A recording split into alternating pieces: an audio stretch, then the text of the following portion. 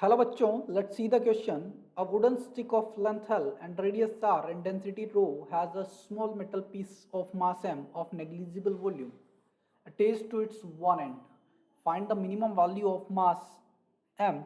in terms of given parameter that would make the stick float vertically in equilibrium in a liquid of density sigma that is greater than rho. So eventually हमें जो चीज़ें given है मैं आपको बता देता हूँ. एक करोड़ है, लेंथ अगर हम L कंसिडर कर लेते हैं, डेंसिटी यहाँ पे हमें बोला गया है और रो,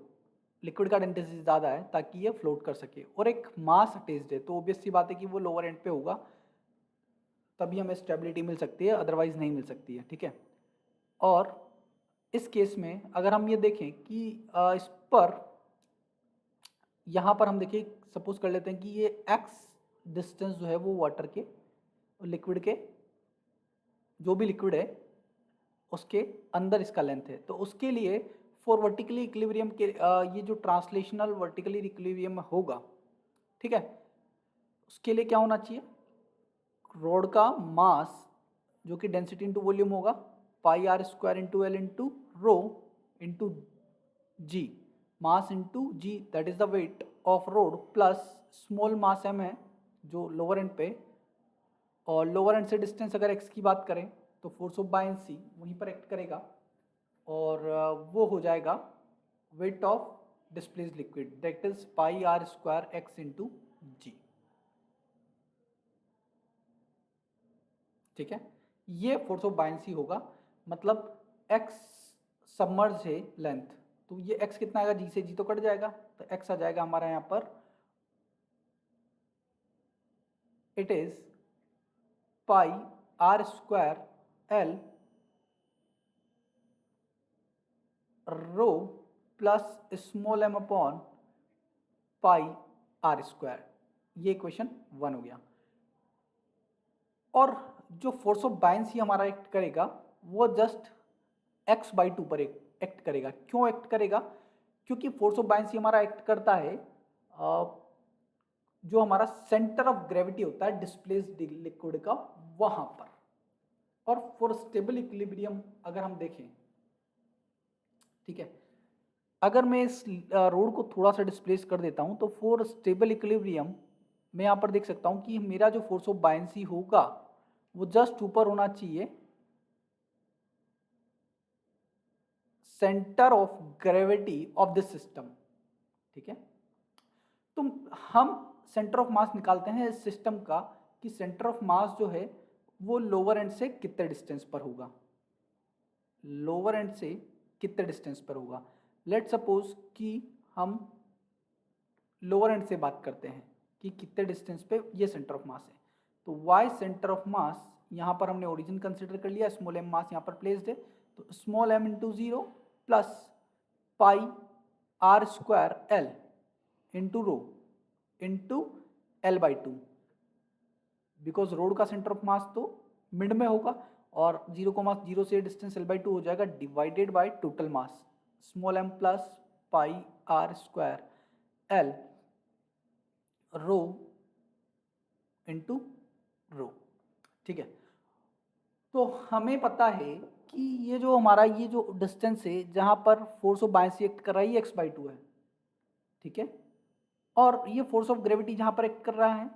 ये डिस्टेंस लोअर एंड से कितना है, this is y centre of mass. So y centre of mass should be less than equals to x by 2 होना चाहिए फॉर स्टेबल इक्विलिब्रियम के लिए. ठीक है, सो इस अकॉर्डिंग अगर हम यहाँ पे देखें तो ये वैल्यू हमारा कितना आ रहा है, पाई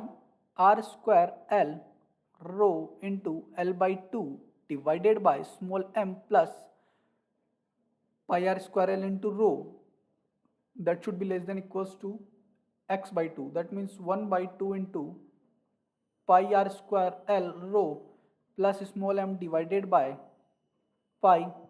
r square. ठीक है, अब हम नेक्स्ट स्लाइड पे आते हैं, इसको सॉल्व करना है क्योंकि हमें यहाँ से m का मिनिमम वैल्यू निकालना है, m का मिनिमम वैल्यू निकालना है. ठीक है, और यहाँ पर ये जो था मेरा जो फर्स्ट वाली स्टेप में मैंने किया था, यहाँ पर भी हमारा मास था तो डेंसिटी ऑफ लिक्विड आएगा यहाँ पर मैंने डेंसिटी से मल्टीप्लाई नहीं किया है, तो यहाँ पर डेंसिटी के टर्म में सिग्मा आ जाएगा, जो कि लिक्विड का डेंसिटी है। तो इस अकॉर्डिंग यहाँ पर भी हमारा सिग्मा रहेगा और यहाँ पर भी सिग्मा रहेगा, ठीक है।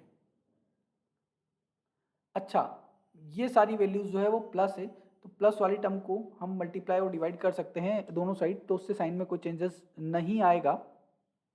ठीक है। तो नेक्स्ट स्लाइड पर अगर मैं जाता हूँ तो मैं लिख सकता हूँ यहाँ पर pi r square l into rho l by two, या हम लिख सकते हैं l square rho by two multiply by, और ये जो हमारा है 2 into sigma pi r square, उसको भी हम उधर ही ले जाते हैं, 2 into sigma pi r square. फिर हम क्या करेंगे, less than equals to m plus pi r square, ये जो डिनोमिनेटर वाली है इसे हम एल आर एच एस में लेके जाएंगे, तो एम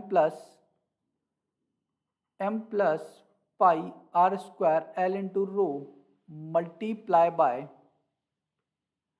पाई r square l rho plus m, मतलब ये यहाँ पर स्क्वायर हो जाएगा, सेम टर्मिनोलॉजी आएगा। तो जब सेम टर्म आ जाएगा तो स्क्वायर हो जाएगा, तो हम इसे अगर हम सॉल्व करें फर्दर, तो ये 2 से ये 2 कैंसिल आउट हो जाएगा, और ये हो जाएगा pi r square l square sigma multiply by pi into rho into r square, ठीक है। That is less than m plus pi capital R square l into rho into का होल स्क्वायर। तो अगर दोनों तरफ रूट ले लेते हैं तो दोनों तरफ पाई, इधर पाई का स्क्वायर है तो एक पाई बचेगा, आर एक बचेगा, एल एक बचेगा, और रूट में सिग्मा और रो आ जाएगा। That should be less than equals to m plus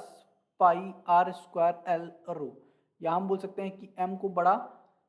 या बराबर होना होगा, that should be greater than equals to pi r l root over sigma rho minus pi r square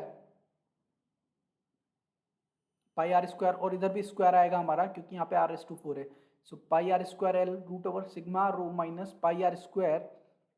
l rho, और pi r square L को अगर मैं common ले लेता हूँ तो इधर बचेगा root over sigma rho minus rho, और हम यहाँ पर अगर पाई आर स्क्वायर एल और रो को भी कॉमन ले लेते हैं, देन ये हो जाएगा हमारा root over sigma by rho root over sigma by rho minus 1। So minimum value of m जो है वो हो जाएगा हमारा pi r square l rho and root over sigma by rho minus 1 for stable equilibrium. I hope आप लोगों को समझ में आ गया होगा। Thank you.